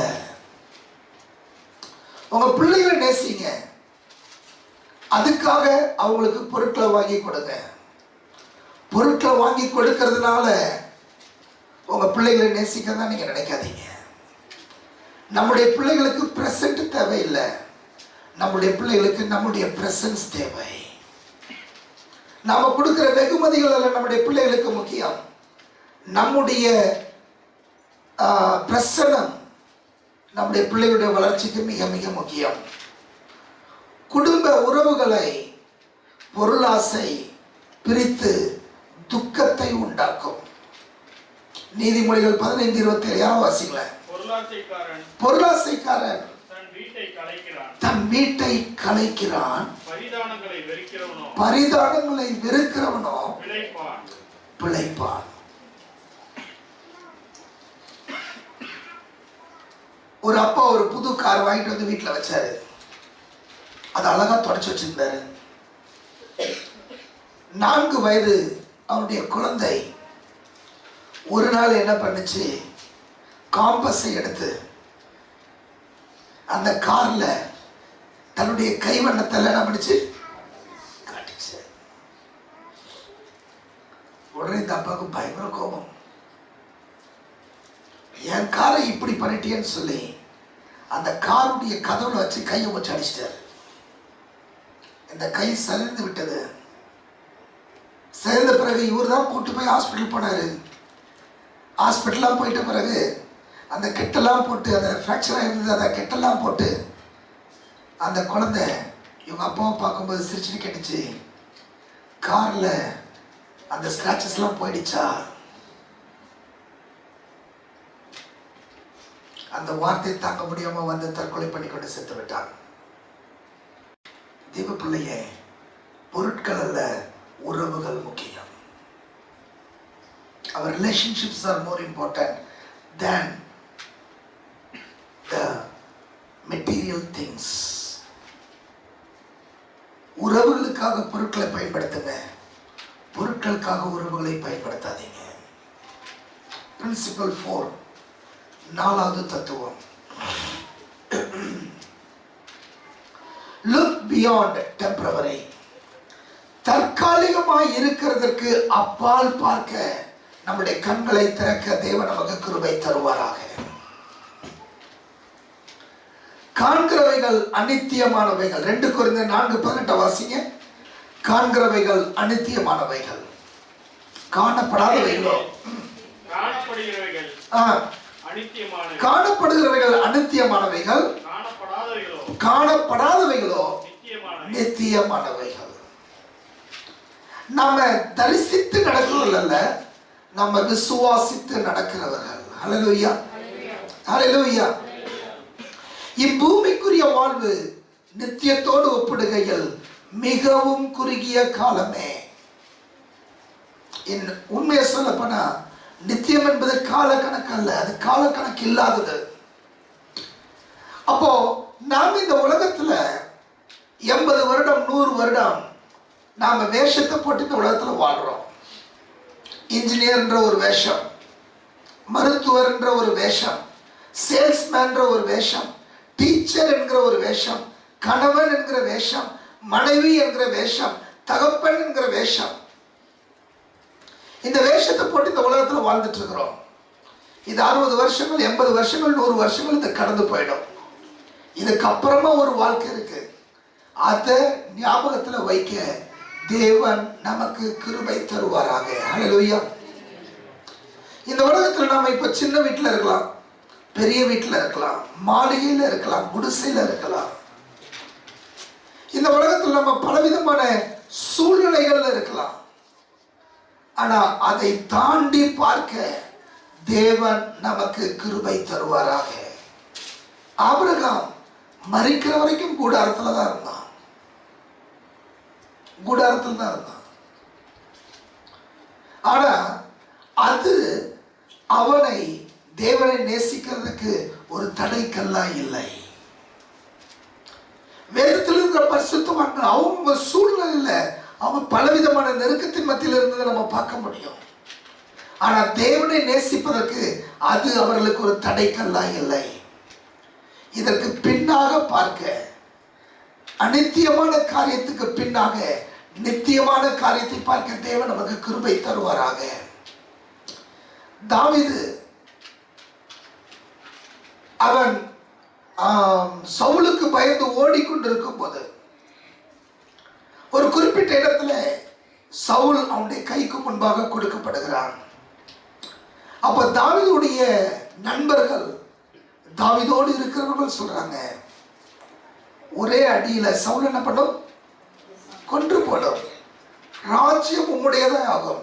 அது நம்ம யூஸ் பண்ண ஒரு பதம், கர்த்தர் சவுலை உன் கையில் கொடுத்திருக்கிறார். கர்த்தர் சவுலை உன்கிட்ட கொடுத்திருக்காருப்பா, யூஸ் பண்ணிக்கோ. இவன் சொல்றான், முடியாது. ஏன் முடியாது? ஏன் அந்த எண்ணம் உனக்கு வந்தது? அவன் ராஜ்யத்தை பார்க்கல, தேவன் அவனுக்காக கட்டுகிற வீட்டை பார்த்தான், நித்தியத்தை யோசித்து பார்த்தான். அவன் கண்ணுக்கு முன்னாடி இஸ்ரவேல் தேசம் மட்டும் இருந்ததுன்னா ஒரே போடு போட்டிருப்பான் சவுல. ஆனா இஸ்ரவேல் தேசம் அவன் கண்ணுக்கு முன்னாடி இல்லை, என்னை அழைத்த தேவன் அவன் கண்ணு முன்னாடி இருந்தார். யோசேப்பு அந்நிய தேசத்துல போர்த்திபாருடையது எல்லாம் அவனுக்கு சொந்தமாவதற்கான வாய்ப்பு இருந்தது. ஆனா அவன் சொல்றான், கர்த்தருடைய கண்களுக்கு முன்பாக இந்த கொடுமையான காரியத்தை நான் செய்வது எப்படி? ஏன்னா அவன் அநித்தியத்தை பார்க்கல. இந்த பாவத்தில் நான் என்ன ஈடுபடுத்தினா எனக்கு வரக்கூடிய லாபத்தை பார்க்கல. இந்த பாவத்தில் நான் ஈடுபடுத்தினா எனக்கு தேவன் வைத்திருக்கிற நித்திய லாபத்திலிருந்து எவ்வளவு குறையும் என்று பார்த்தான். நம்முடைய வாழ்க்கையில அநித்தியத்துக்கு பின்பாக இருக்கிற நித்தியத்தை பார்க்க தேவன் நமக்கு கிருபை தருவாராக. இப்பூமிக்குரிய வாழ்வு அல்பம். உலகம் முழுவதையும் ஆதாயப்படுத்திக் கொண்டாலும் தன் ஜீவனை நஷ்டப்படுத்தினால் அவனுக்கு லாபம் என்ன? மார்க்ல நம்ம அதை பார்க்கிறோம். உலகம் முழுவதையும் ஆதாயப்படுத்தி தன் ஜீவனை நஷ்டப்படுத்தினார். தேவ பிள்ளைய, we are to live. பரலோகத்துக்குரிய பொக்கிஷங்களை சேர்ப்பதே மெய்யான ஞானம். பரலோகத்துக்கான பொக்கிஷங்கள், இத்தனை பேர் ரட்சிக்கப்பட, இத்தனை பேர் தேவனுடைய ராஜ்யத்துக்குள் வர, இத்தனை காரியங்களை தேவனுக்காக நான் செய்ய, பரலோகத்துக்குரிய பொக்கிஷங்களை சேர்க்க தேவன் நமக்கு கிருபை தருவாராக. ஹல்லேலூயா. அதற்காக ஓட, அதற்காக செயல்பட, அதற்காக நடைக்க தேவன் நமக்கு கிருபை தருவாராக. ஆத்துமாக்களை ஆதாயப்படுத்திக் கொள்ளுங்கள். வானத்துல நட்சத்திரங்களை போல என்றென்றைக்கும் என்ன பண்ணுவானா பிரகாசிப்பான். ஆத்துமாக்களை ஆதாயப்படுத்திக் கொள்கிறவன் ஞானவான் என்று வேதம் சொல்லுகிறது. அநித்தியமான காரியங்களுக்கு மிஞ்சி நித்தியமான காரியங்களை பார்க்க தேவன் நமக்கு கிருபை தருவாராக. அநித்தியமான காரியங்கள், என்னுடைய கணவன், என்னுடைய மனைவி, என்னுடைய பிள்ளைகள், என்னுடைய பெற்றோர். நித்தியமானது ஆவிக்குரிய வாழ்க்கையில எனக்கு வரப்போகிற பிள்ளைகள். நம்முடைய கண்கள் இதையும் தாண்டி அதையும் பார்க்க தேவன் நமக்கு கிருபை தருவாராக. இதை வெறுக்க நான் சொல்லல, ஆனா இதை தாண்டி அதை பார்க்க தேவன் நமக்கு கிருபை தருவாராக. ஹல்லேலூயா. நம்முடைய பிள்ளைகளை ஊழியர்களாய் ஒப்பு கொடுப்பது, இதை தாண்டி அதை பார்க்கிற ஒரு மேன்மையான காரியம். அவங்க ஊழியக்காரங்களா வரப்போறாங்களா வரலையா, அது தேவனுடைய பாடு, அது நம்ம பாடு இல்லை. ஆனா நம்ம பிள்ளைகளை அவங்க ஊழியத்துக்கு போறதாலும் முழு சந்தோஷத்தில் ஒப்பு கொடுக்கிறேன் என்று சொல்வது, அது ஒரு பெரிய ஒரு ஆசீர்வாதம். அநித்தியமான காரியங்கள் இல்லாமல் நித்தியமான காரியங்களை பார்ப்பது ஆகும். நம்முடைய வாழ்க்கையை செய்ய தேவன் நமக்கு கிருபை தருவாராக. ஆனா இப்ப எதெல்லாம் ஊழியத்துக்கு வருது, படிக்கவே மாட்டேங்கிறான் பாஸ்டர், ஊழியத்துல பயன்படுத்துங்க.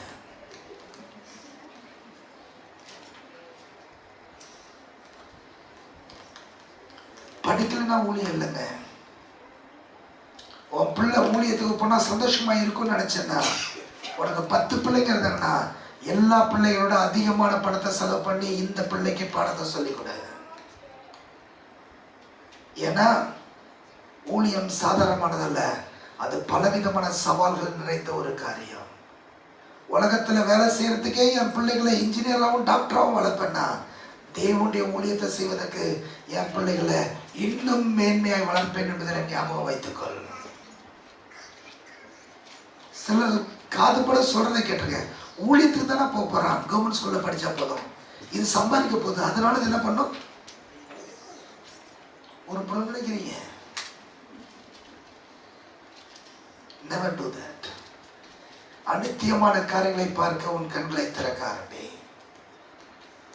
நான் எவ்வளவோ முயற்சி பண்ணிட்டேன், இது திருந்துறதாவே இல்லை பாஸ்டர், உங்களோடையாவது வச்சுக்கோங்க. ஏப்பா நீ திருத்த முடியலன்னு சொல்லி நான் எங்க இழுத்துட்டு போடுறது? நீயாவது ஒரு வீட்டுக்குள்ள பார்த்துட்டு இருக்கிற, நாங்க 10 வீட்டுக்குள்ள போறோம்.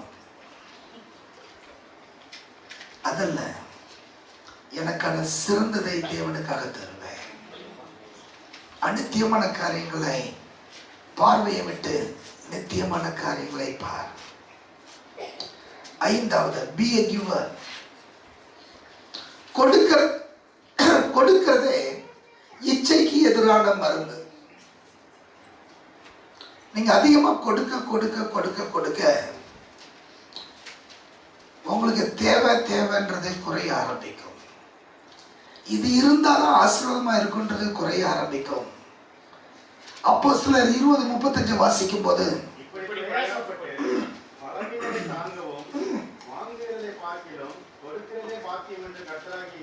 வாங்குகிறதை பார்க்கலும் பக்கத்துல பார்த்து சொல்லுங்களேன். நான் அடுத்தது காணிக்கை போனேன்.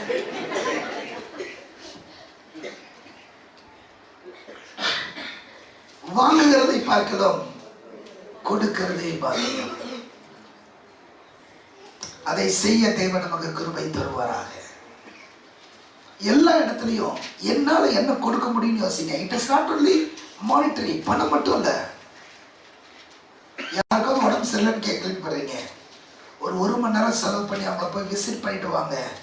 வாங்குவதை விட கொடுப்பது பாக்கியம். when you spend that time, 10 பேர் என் தலையில கை வச்சு ஜெபம் பண்ணோம், அது இல்ல. 10 பேருக்காக யாருக்கும் தெரியாம நான் ஜெபம் பண்ணுவேன். வாங்குவதை விட கொடுப்பது பாக்கியம், கொடுப்பது பாக்கியம். இதெல்லாம் யாருக்கும் தெரியாதது, யாருக்கும் தெரியாது. நீங்க வீட்டில் உட்காந்து யாருக்காக ஜெபம் பண்றீங்க யாரும் பார்க்க மாட்டாங்க.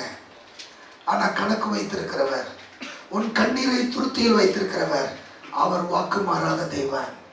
நீ எவ்வளவு தூரம் மற்றவர்களுக்காக உன் முழங்கால்களை, உன் கண்ணீரை, உன்னுடைய விண்ணப்பத்தை தேவ சமூகத்தில் செலுத்துகிறியோ அவ்வளவாய் அவர் உன்னை ஆஸ்வதிக்கிற தேவனாய் இருக்கிறார். ஹல்லேலூயா. மற்றவங்களுக்காக ஜெபிக்கிற ஒரு பிள்ளையா இருந்தனா அநேக காரியங்கள் உனக்கு தேவை, நீ கேட்க மாட்ட. வாழ்க்கை முறை கொடுத்தல், சேமித்தல், வாழுதல். Giving, saving and living. உங்க பிள்ளைங்களுக்கு முடிஞ்சதுன்னா 3 பெட்டியை வாங்கி கொடுங்க, 3 டப்பாவை வாங்கி கொடுங்க. அதுல ஒண்ணுல என்னது கொடுக்கிறது. நீ ஆண்டவருக்கு கொடு, மற்றவங்களுக்கு கொடு. அந்த நீ என்னென்ன கொடுக்க விரும்புறியோ அதை இந்த டப்பால போடு. 2வது, நீ ஒரு நாள் வயசாகும், உனக்கு வயதாகும், வேலை செய்ய முடியாத நிலைமை வரும். இல்லைன்னா ஒரு தொழிலை நீ முதலீடு செய்யணும், ஒரு படிப்பை நீ படிக்கணும். அதுக்கு என்ன பண்ணு? சேமித்து வை. 3வது, இன்னொரு பாக்ஸ், நீ வாழ்றதுக்கு இதை பயன்படுத்து. ஒரு ஐஸ்கிரீம் உனக்கு பிடிக்குது, வாங்கி சாப்பிட. இல்லைன்னா ஒரு குறிப்பிட்ட ஃப்ரெண்ட்ஸோட கொஞ்சம் சந்தோஷமா இருக்கு, ஒரு நேரத்தை செலவு பண்ண விரும்புகிறேன், அதுக்காக செலவு பண்ண அப்படின்னு 3 பாக்ஸை கொடுத்துட்டு கொஞ்சம் சில்லறையா ஒரு 100 ரூபாய் கொடுத்து பாருங்க, எதுல எவ்வளவு போகுதுன்னு தெரியும்.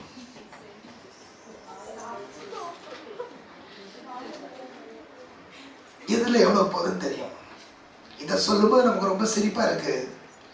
உங்ககிட்ட என்கிட்ட ஆண்டவர் நிறைய கொடுக்குறாரு, அதை நம்ம 3 டிவைட் பண்ணா எதுல அதிகம் போகுது? வாங்குவதை விட கொடுப்பது சிறந்தது. மற்றவங்களை சொல்லும்போது நமக்கு ரொம்ப சந்தோஷமா இருக்கும், நம்ம வீட்டு பிள்ளைங்களை சொல்லும்போது சந்தோஷமா இருக்கும். நம்மளை கண்ணாடியில் பார்க்கும்போது சேச்சா இது நான் இல்லை வேற யாரும் தள்ளி போட்டு தானே இருக்கும். Don't do that. Let's try it.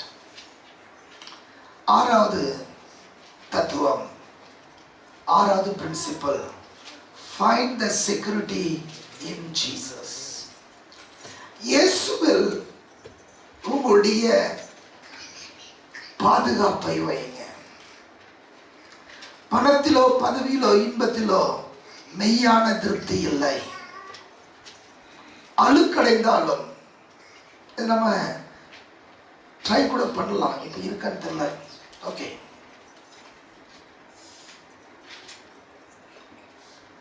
இது ஒரு 200 rupees நோட்டு. இதோட வேல்யூ எவ்வளவு? 200 ரூபாய். இது நான் இப்படி கசக்கிறேன்னா சரி பேருப்பா சரி. இப்போ இதோடைய வேல்யூ எவ்வளவு? 200 தான். ரொம்ப கசங்கி இருக்கேன், பரவாயில்லையா? பரவாயில்ல. ஓகேங்க, ரொம்ப இருக்கு, போட்டு அழுக்கு போட்டு தேய்க்கிறேன். சிலர்லாம் பணத்தை தெய்வமாக கும்பிடுவாங்க, நம்ம தான் கணக்காக கிடையாது. தேய்க்கிறேன், அழுக்கு ஃபுல்லாகிடுச்சு, அழுக்காக இருக்கு. இப்போ இது 200 தான். ஆனால் அதே சமயத்தில் இந்த 200 ரூபாவை நான் அமெரிக்காவுக்கு கொண்டு போய் அங்கே இதை பார்த்தேன்னா இது காகிதம் மாத்திரமே. It is just a paper. கரெக்டா இல்லையா? இங்கே இருக்கும்போது தான் இதனுடைய மதிப்பு. அது கசங்கி இருந்தாலும் அழுக்கா இருந்தாலும் யாருக்கும் தர மாட்டேங்குது, எனக்கு தான். எதுவாக இருந்தாலும் அதனுடைய மதிப்பு உண்டு. ஆனால் அதே காகிதம் வேற ஒரு நாட்டுக்கு போய் அங்க அது இருந்ததுன்னா அதுக்கு மதிப்பு இல்லை. நீ இந்த உலகத்துல எங்க சுத்தினாலும் உனக்கு மதிப்பு இல்லை. உன்னுடைய உண்மையான மதிப்பு இயேசுவிடம் மாத்திரமே உண்டு. ஏன்னா இயேசு உன்னை உருவாக்கினவர். இயேசு உன்னை தாயின் கருவில் தெரிந்து கொண்டவர். இயேசு உன்னை வேறு பிரித்திருக்கிறவர். நீ அவர்கிட்ட வரும்போதுதான் உண்மையான மதிப்பு உனக்கு தெரியும். வேற தேசம் அழகான தேசமா இருக்கலாம், கவர்ச்சியான தேசமா இருக்கலாம், பாவம் நிறைந்த தேசமா இருக்கலாம், யுத்தங்கள் நிறைந்த தேசமா இருக்கலாம். ஆனா இந்த நோட்டு அந்த எந்த இடத்துலையும் வேல்யூ பெறாது. ஆனா அந்த நோட்டு சிருஷ்டிகர்த்தராம் இயேசு கிட்ட வரும்போது தேவன் வாழ்க்கையில் வைத்திருக்கிற நோக்கமும் திட்டமும் தேவன் சொல்லுவார், you are still valuable man. உன் வாழ்க்கை எவ்வளவு கசங்கி போயிருக்கலாம், நீ இயேசுகிட்ட வரும்போது சொல்லுவாரு, உன் மதிப்பு எனக்கு தெரியும் மகனே, உன்னை ஒரு நோக்கத்துக்காக உண்டாக்கினேன். என் வாழ்க்கை ரொம்ப அழுக்கடைந்து போயிடுச்சு, இல்லை மற்றவங்க சொல்லுவாங்க நீ பிரயோஜனமே பட மாட்டேன்னு, ஆனால் நான் சொல்கிறேன் you are the right person, எனக்கு நீ தேவை என்று ஆண்டவர் சொல்வார். ஸோ உங்களுடைய பாதுகாப்பை எதன் மேலேயும் வைக்காதீங்க, தேவன் மேலே வைங்க. God is the only one who can use you. தேவன் மாத்திரமே உன்னை பயன்படுத்த முடியும். தேவன் மாத்திரமே உன்னுடைய மதிப்பை அறிந்தவர். உன் கணவனுக்கு தெரியாது, உன் மனைவிக்கு தெரியாது, உன் பிள்ளைகளுக்கு தெரியாது, உன் பெற்றோருக்கு தெரியாது, உன் குடும்பத்துக்கு தெரியாது, உன்னை பயிற்றுவிக்கிற ஆசிரியர்களுக்கு தெரியாது, நீ எங்கே வேலை செய்கிறாயோ அந்த எஜமானுக்கு தெரியாது. ஆனா உன்னுடைய மதிப்பு என் தேவன் அறிந்திருக்கிற தேவனாய் இருக்கிறார். ஹல்லேலூயா. சிலர் சொல்லுவாங்க என் மதிப்பு யாருக்குமே தெரியாது, என் எஜமானுக்கு தெரியாது, என் அப்பாவுக்கு தெரியாது, அம்மாவுக்கு தெரியாது. அது இந்த வரிசையில இன்னொரு எண்டு. தான் ஞானம், எனக்கு எல்லாம் தெரியும், ஞானமாய் சொல்லுகிற 10 பேரை விட நான் ஞானவான் அப்படின்னு சொல்லிட்டு எல்லாரும் விட எனக்கு தெரியும் நினைப்பாங்க. நான் அதை சொல்லலை. ஒரு சிலர் நீங்க நினைப்பீங்க என்னுடைய மதிப்பு யாருக்கும் தெரியல. It is true. நீ தேவன் கிட்ட வந்தா மட்டும்தான் உன் மதிப்பு உனக்கே தெரியும். இயேசு கிட்ட வந்தா மட்டும்தான் உன் மதிப்பு உனக்கு தெரியும். ஆண்டு உனக்காக வைத்திருப்பதை ஒரு கண்ணும் காணவில்லை, ஒரு காதும் கேள்விப்படவும் இல்லை, ஒரு மனிதனுடைய இருதயத்தில் தோன்றவும் இல்லை. அவர் பூமிக்கு வானம் எவ்வளவு மேன்மையா இருக்குதோ அவ்வளவு மேன்மையாய் உனக்காக எனக்காக தேவன் திட்டம் வைத்திருக்கிறார். Come to Jesus, you will know your identity. ஆண்டவராலே நாம் மீட்கப்பட்டோம். ஒரு பெரிய ஒரு மிக ஃபேமஸான ஒரு ஓவியன், உலகம் முழுவதும் சுற்றினவன், அவருடைய பெயிண்டிங்ஸ், அவருடைய வரைபடங்கள் கோடிகளுக்கு விலை போகும். இப்படி பல சம்பாத்தியங்களை பெற்ற ஒரு நல்ல ஒரு ஓவியன் பல வருஷங்களுக்கு பின்பாக தன்னுடைய சொந்த ஊருக்கு திரும்பி வரான். சொந்த ஊருக்கு திரும்பி வரும்போது அவனுடைய ஊர்ல ஒரு ஆன்டிக் கடை, பழைய பொருட்களை விற்கிற ஒரு கடை இருந்தது.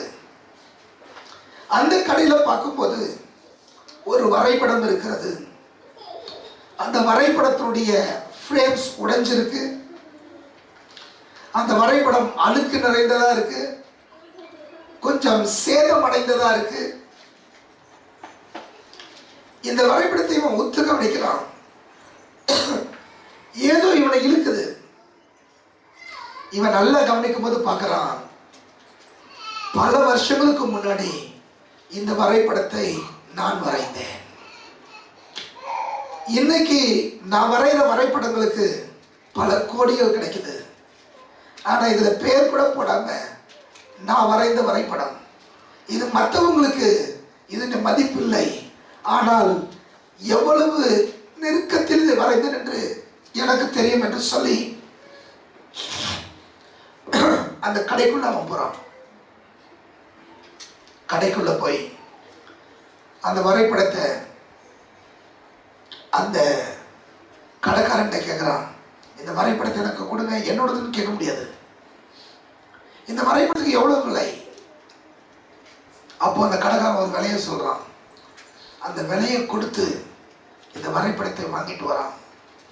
வாங்கிட்டு வந்து இந்த வரைபடத்தை இவன் டச் பண்றான். இந்த வரைபடத்தினுடைய அணுக்கெல்லாம் எடுக்கிறான். இந்த வரைபடத்துக்கு நல்ல விதமான ஃப்ரேமை போடுறான். அதை அழகா மாட்டி வைக்கிறான். நம்முடைய ஆண்டவராகிய இயேசு கிறிஸ்து அப்படிதான். நம்மை தேவன் சிருஷ்டித்தார், நம்மை தேவன் உருவாக்கினார், தாயின் கருவிலே தேவன் நம்மை தெரிந்து கொண்டார். ஆனால் நாம நாள் போக்குல நம்முடைய சொந்த காரியங்களில் ஈடுபட்டு உலக பிரகாரமான பலவிதமான அழுக்குகளை நம்முடைய வாழ்க்கையை சேர்த்துக்கொண்டு பலவிதமான தோல்விகளும் பலவிதமான காரியத்திலும் நம்முடைய வாழ்க்கையை உடைத்து போட்டு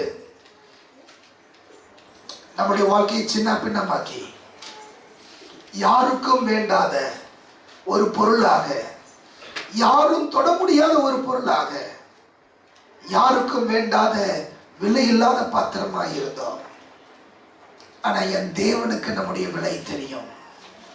அவர் நம்மை பார்த்தார், நம்மை தேடி வந்தார். நமக்கான விலையை அவர் கேட்கும்போது அவருடைய ஜீவனை கொடுக்க வேண்டியதாக இருந்தது. தம்முடைய கடைசி சொட்டு ரத்தம் வரைக்கும் இயேசு நமக்காக சிந்தி நம்மை மீண்டுமாய் ஆண்டவர் நம்மை எடுத்துக்கொண்டார். அவர் பக்கமாக ரட்சிப்பின் முத்திரையை கொடுத்து அவருடைய பிள்ளை என்கிற மகிமையை கொடுத்து ஒவ்வொரு நாளும் கிறிஸ்தவ வாழ்க்கையில நம்மை அலங்கரித்து சிங்காரித்து அருமையான ஒரு ஓவியமாய், ஒரு மாஸ்டர் பீஸாய் தேவன் நம்மை உருவாக்கி கொண்டு வருகிறார். இதற்கு இயேசு தம்முடைய ஜீவனை கொடுக்க வேண்டியதாக இருந்தது, தம்முடைய ரத்தத்தை கொடுக்க வேண்டியதாக இருந்தது. அவர் நம்மை சுத்திகரித்து சுத்தம் செய்து அவர் நம்மை மறுரூபமாக்குகிறார். இந்த இயேசு இந்த ராத்திரி வேளையிலும் நம்முடைய இருதயத்தின் ஆழத்திலிருந்து நம்முடைய இருதய கதவை தட்டி கொண்டிருக்கிறார். மகனே, உனக்கு உண்மையான மனரம்பியத்தை, உனக்கு உண்மையான போதும் என்கிற மனதை நான் மாத்திரமே தர முடியும். உலகத்தில் வேற எதுவும் தர முடியாது. நம்முடைய பணத்தை பராமரிக்கிற ஒரு மேனேஜர் நமக்கு தேவையில்லை. நம்ம வாழ்க்கையை பராமரிக்கிற ஒரு தகப்பன் நமக்கு தேவை. அவர்தான் நம்முடைய ஆண்டவராகிய இயேசு கிறிஸ்து. He is our Lord Jesus.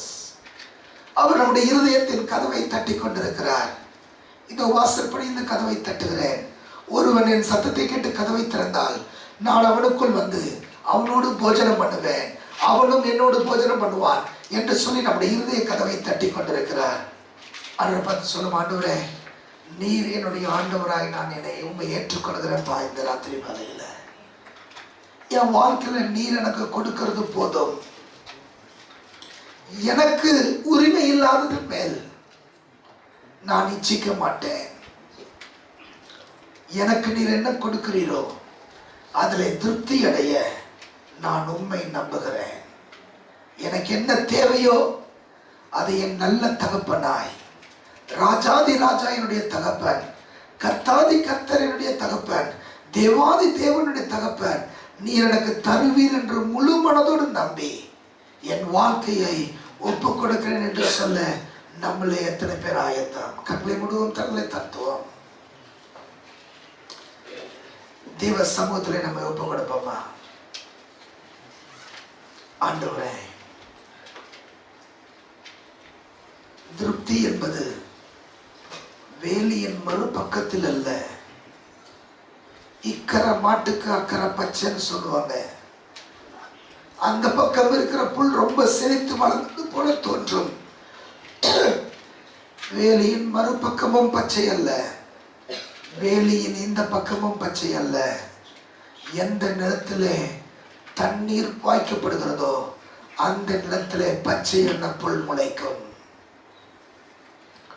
உன்னுடைய வாழ்க்கை அதுவாய் இருந்தால் இதுவாய் இருந்தால் நல்லா இருக்கும் அல்ல. உன் வாழ்க்கையில வானத்தின் பலகணிகளை திறந்து தேவன் தன்னுடைய ஆவியை உன் வாழ்க்கையில ஊற்றும் பொழுது உன் வாழ்க்கை செழிப்பாய் மாறும். உன் குடும்பம் ஆசீர்வாதமாய் மாறும். உன் தலைமுறைகள் ஆசீர்வாதமாய் மாறும். உனக்கு திருப்தி உண்டாகும். Don't seek the satisfaction outside. வெளியே திருப்தியை அனுபவிக்க தேடாதே. உனக்குள்ளே திருப்தி உருவாக வேண்டும். Your satisfaction has to come inside you. ஆண்டவரே, என்னை நான் அர்ப்பணிக்கிறேன் தகப்பனே, என்னை நான் அர்ப்பணிக்கிறேன் டாடி, என்னை நான் அர்ப்பணிக்கிறேன். என் குடும்பத்தை அர்ப்பணிக்கிறேன். நீர் எனக்கு அனுமதித்திருக்கிறதை நான் சுதந்திரிக்கவும், நீர் எனக்கு அனுமதியாமல் இருப்பதை இச்சியாமல் இருக்கவும் என்னை நான் அர்ப்பணிக்கிறேன். இதுல எனக்கு ஒரு தெளிவை தாங்க இயேசப்பா. எது எனக்குரியது, எது எனக்கு இல்லாதது என்கிற காரியத்துல ஒரு தெளிவை எனக்கு தருவீராக. எங்க ஒவ்வொருத்தரையும் என் தேவ ஆவியானவர் நாங்கள் இருக்கிற நிலையில நடத்தும்படி கேட்கிறோம். எங்க வாழ்க்கையில ஒரு புதிய ஒரு அத்தியாயத்தை இந்த நாளிலிருந்து என் தேவன் எழுதும்படி கேட்கிறேன். அன்றைய இதுவரை இருந்த வாழ்க்கை அல்ல, ஒரு வித்தியாசமான வாழ்க்கை எங்க வாழ்க்கையில மாற என் தேவன் எங்களுக்கு கிருபை தருவீராக. இதோ வாசப்படி இந்த கதவை தட்டுறேன் என்று சொல்லுற ஆண்டவரே, உமக்கு தங்களுடைய இருதய கதவை திறந்த ஒவ்வொருவருக்காக நாங்கள் நன்றி செலுத்துகிறோம்.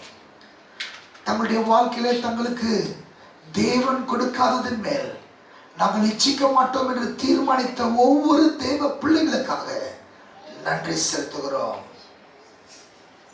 எங்களுடைய இல்லாத பிறனுடைய வீட்டையாவது, மனைவியாவது, புருஷனையாவது, வீட்டையாவது, அன்றைய ஆடு மாடுகளையாவது, பிறருக்குண்டான வாகனங்களையாவது, அவர்களுக்குண்டான கெஜெட்ஸையாவது, போன்ஸையாவது, அவர்களுக்குண்டான ட்ரெஸ்ஸுகளையாவது எதையும் நாங்கள் இச்சியாதபடி என் தேவன் எங்களுக்கு தந்திருக்கிற, தேவன் எங்களுக்கு சுதந்திரிக்க கொடுத்திருக்கிறதுல நாங்கள் நிலைத்திருக்க, அதை சுதந்திரிக்க, அதை மகிழ தேவன் எங்களுக்கு கிருபை தருவீராக.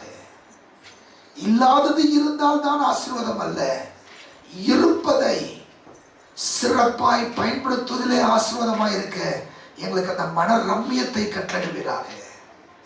Help us to be satisfied with what we have and help us to do the best with what we have. எங்களுக்கு இருப்பதில் சிறந்ததை செய்ய எங்களுக்கு கிருபை தருவீராக. எங்க ஊழியத்துல, எங்க குடும்பத்துல, எங்க தனிப்பட்ட வாழ்க்கையில, எங்க படிப்புல, எங்க வேலையில, எல்லாவற்றிலும், எங்க சமுதாயத்திலும் நீங்க ஏற்கனவே எங்களுக்கு கொடுத்திருப்பதில் சிறந்தவர்களாய் இருக்க கிருபை தருவீராக. சுதந்திரிக்கிறவர்களாய் இருக்க கிருபை தருவீராக. ஜெயிக்கிறவர்களாய் இருக்க கிருபை தருவீராக. மற்றவர்களுக்கு கொடுத்ததிலே நாங்கள் இச்சியாதபடி எங்கள் இருதயங்களை காத்துக்கொள்ள எங்களுக்கு கிருபை தாங்க. அன்று எங்கள் ஒவ்வொருடைய திருக்கரங்களும் விடுறோம்.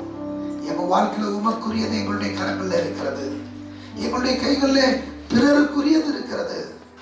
அதை எதையும் நாங்கள் இச்சியாதபடி என் தேவன் எங்களுக்கு கிருபையும் இரக்கத்தையும் தருவீராக.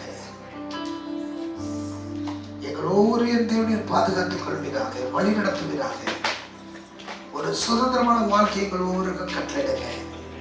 இந்த சட்டங்கள் எங்களை அடிமைப்படுத்துவதற்கல்ல ஆண்டவரே, இது எங்களை இன்னும் சுதந்திரமாக இருக்க கிரியை செய்வதற்காக நீர் எங்களுக்கு தந்திருக்கிற நல்ல ஆலோசனைகள். இதை பயன்படுத்தி எங்க வாழ்க்கையில முன்னேற கிருபை தாங்க, ஜெயிக்க கிருபை தாங்க. தாழ்த்துகிறோம், உடைய கருத்துல ஒப்புக் கொடுக்கிறோம். ஆளுகை செய்ய வழி நடத்துங்க. இயேசுவின் நாமத்தில் கேட்கிறோம் நல்ல பிதாவே, ஆமென்.